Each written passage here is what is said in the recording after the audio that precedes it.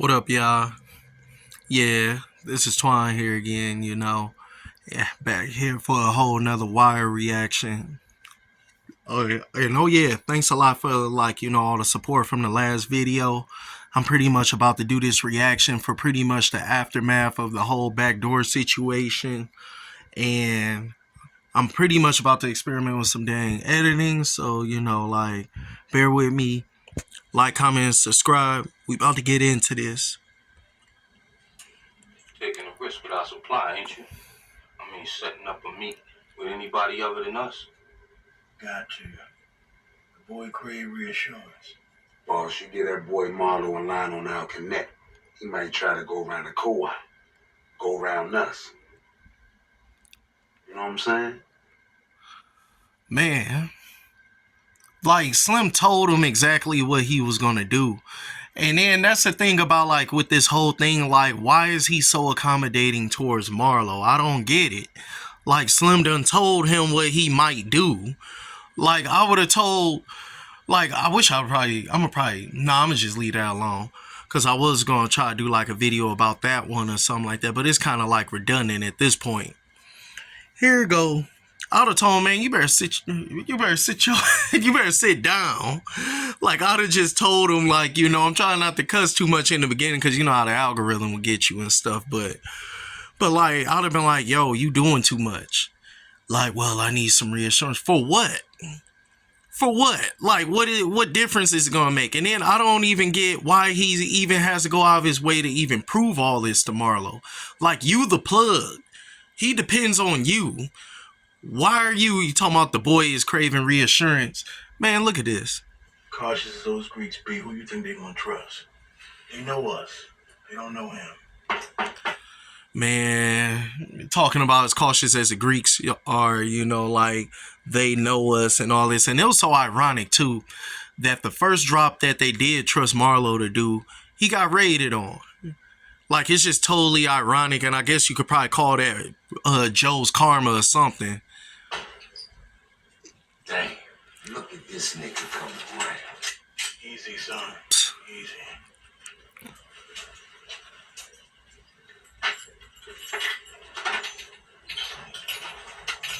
Yeah, I might have known I'd find you boys in here burning that oil after hours. Nigga, I'ma kill you twice. Oh, you don't want your shipment, huh? Say your piece. Well, it just so happened I got some heroin for sale.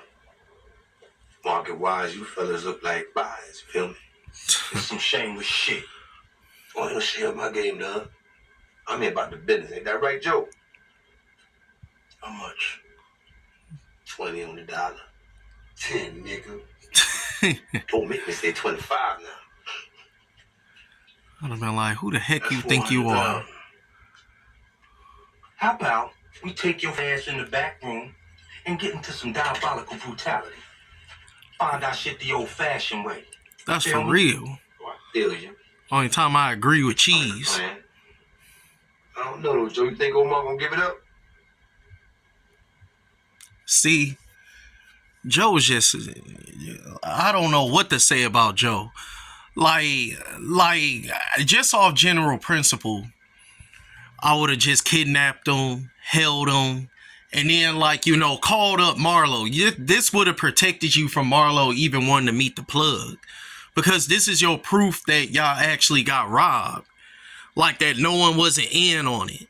And even if you did bring Marlo around and he was to be well, but he hooked me up with that card game that I robbed you with, I'll be man, he'll say anything to get out of this situation. But nonetheless, I will let Marlo have a hand. I'll let everybody have a hand in him. And trust and believe he will talk. In due time, he will talk. Well, probably won't, because he probably will know that he's going to be dead, or we probably would have went too far to the point of where... But even so, it wouldn't even matter. At that point, this is where when a person calls your bluff, let me teach y'all about something. When someone calls your bluff and they act as though they got one up on you, you got to learn to play poker with them. You got to learn, even if it does matter, and even if you do care about this. Joe cares about getting his money and his drugs back. If I was Joe, though, I'd have been sitting there Look, bruh, I've been in this game for over about like a decade. I'm sitting on money on top of money on top of money. Like, I done did this. We're all rich. Like, we really just doing this off of principle. This ain't like we're living brick to brick. This ain't like we living from package to package or shipment to shipment. I said I've been in it, and Joe, I don't know Joe's backstory. As far as I know, Joe probably been in this for decades. You know, so Joe have to be sitting on multiple millions of dollars. And this kind of even goes back to even where that one scene that I wanted to tell y'all about too. For Joe to have been in the game for as long as he had to have been sitting on meals. If I would have pretty much, you know, like set up a situation where like the drop got robbed, I would have just took the brunt of it. I would have been like, look, we got robbed. But, you know, since I'm the person who oversees this, I'm going to be, you know, pretty much just take it on. This would have freed him up from anything to do with, like, you know, this would have freed him up pretty much from anything having to do with, like, you know, Omar robbing Marlo. This would have freed him up. I would have just paid him the money. He would have probably, I would have just took care of everything, but like, look, y'all ain't got to take care of nothing. He would have came back anyway. At that point, you're only working for yourself. But instead, Joe is like, no, I can't take on the brunt of everything. Why not? Look, this is a lesson right here. Don't get greedy. You have to be in a situation like this more bigger than money. It has to be principles on top of this. You just can't be about like, well, it's about making a profit in every situation. I got to try to mix and finagle and do whatever I could do to make a dollar. It's got to be bigger than the dollar. And this is how he got caught up. I'd have told Omar, like, look, bro, I'd have went and started lying, and Omar would have been looking scared, like, oh, crap, I'm messing with a different type of dude. But the only reason why Omar, the character, is dealing with Prop Joe, the character, like this, is because he knows that Prop Joe looks at everything like a businessman. He looks at everything just like how I go back to, like, when I was talking about Stringer Bell. Everything is business. Like, you have to also stand on principle. Look, I don't care what anybody say when they be like, I stand on business, I stand on, you know, whatever you want to say you stand on. The number one thing you have to stand on if you a man is masculine principles. And with masculine principles is that you always try to get one up and at least try to fight. On masculine principles, it's at least try to fight, at least try to be contentious. You just don't roll over and just let it happen. That's not standing on masculine principles. At this point, Joe is just rolling over and just letting this happen. I would have at least tried to lie or try to do something, and I definitely wouldn't have let him leave that dough. He would have never left out that mug. Like, he would have been kidnapped at this point, and it would have been a whole crazy situation. It would have been a dang Reservoir Dog situation going on over there. 20 on the dollar it is. Look at this, 20 on the dollar it is. Look how cheese looking. I agree with Method Man on this. This is the only time I agree with Method Man. That's chicken, Joe. Then look at how he acting, so smug and stuff. Look at this. He's so smug, violating you. And look how you looking. You think he cares about how you looking? Look at this. Don't ever be this, y'all. Like I said, stand on masculine principles. It has to be bigger than money. It has to be bigger than a come up. And most of all, hold on, I'm gonna probably get into that also into this next scene I'm about to get into. Man, look at this. All right, y'all. Yeah, here's this other scene right here. This is pretty much like, oh man, like I'm about to really get into it with this one. And I had somebody comment on my other video talking about, like, you know, I was wrong about the whole thing about eyes and staring people down and the power of the stare, and how like between Stringer and Marlo was going, how Marlo didn't respect Stringer because he didn't have a strong look. He didn't have a strong, sturdy, spiritual look in his eyes. He knew that Stringer was not standing on masculine principles. Now watch this. This Greek is really about to show y'all something. Watch this. But I need to hear from you. Me? This is not my affair. Huh? It's what Joe says. I'm only here right now for Joe. Who I trust, who I respect, who I worked with for many years. Look at how the Greek had that look at him. He was like, look at this. I know, and I don't need to know. But He said, I don't need to know. This thing goes wrong for Joe, then How am I supposed to know this ain't no setup? Who are you for me to have to prove anything People to? ain't on it too. you know because Joe says. You know, because Joe says. Look how you gonna just straight up check him. Look how you looking at him. Ain't you trusting people like that? I talked to my driver. Look at him. Ain't breaking eye I looked contact. into his soul. See how Marlo is looking at him as he looking at him? Marlo recognizes that this dude is just like me. This dude is on the same level as me. You see how that Greek looked confidently into his eyes to emphasize that? And you even see how Marlo is looking at him. And look at what Marlo gonna do right away.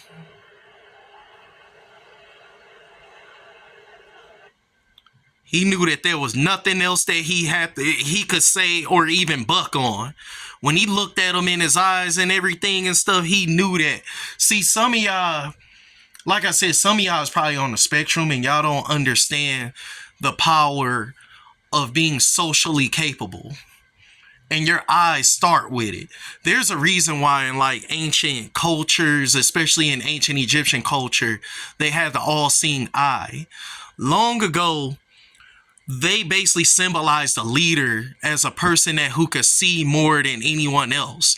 You have to be able to see into the past. You have to be able to see into the present and the future. And you got to see in between what people say and what is written. Think about this. You can't see bacteria. You can't see viruses. You can't see germs, but they can still affect you. This kind of goes back to like that philosophical question, you know, where they say like, hey, if a tree falls in the woods, does it make a sound? Of course it does. Just because you don't see something happening doesn't mean that something didn't happen and it didn't affect other things. This is the type of sight that you have to have. You have to learn to have like leader eyes, the eyes of Ra, the eyes of the leader, the eyes of the ruler.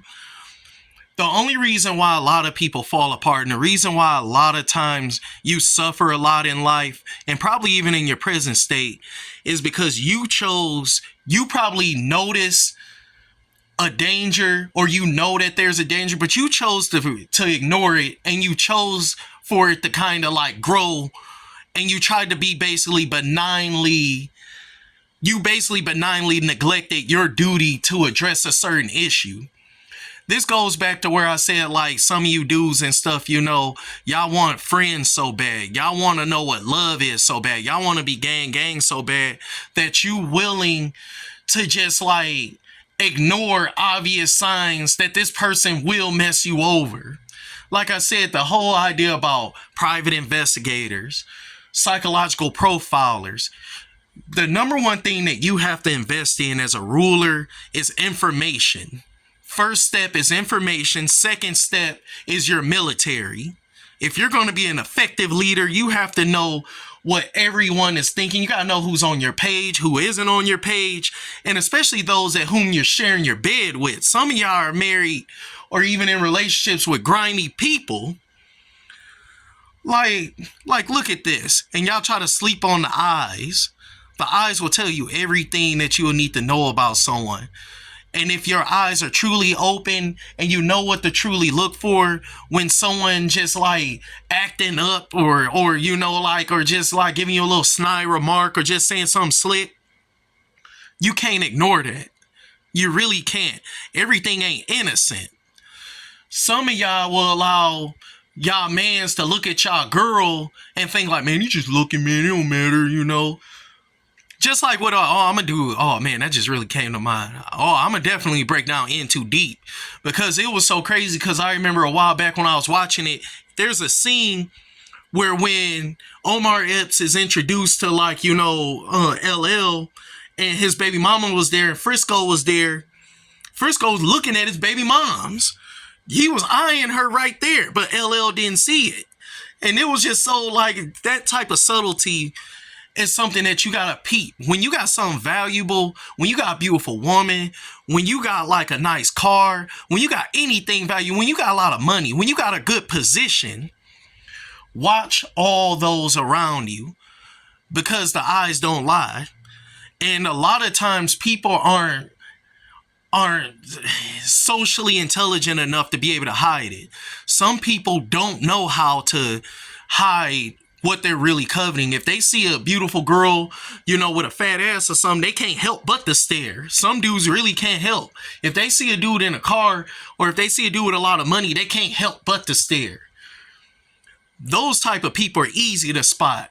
But there's certain type of socially intelligent people out here that you really need to just keep your eyes on. When you have something valuable and everybody is looking at that thing that's valuable, you need to look at what they're looking at. Pay attention to everyone when that valuable thing isn't in your presence. When your girl leave your presence, keep your eye on everyone in the room. When your car's parked, pay attention to who's like looking at that. When you flashing money or got a chain, pay attention to who's watching your stuff. And what will avert most danger is for you to look them right back in their eye confidently like this and to let them know, yo, bro, I see you. I see you. And that will avert all evil. The vigilant eyes will avert all evil. Trust and believe that. The guy shook his hand.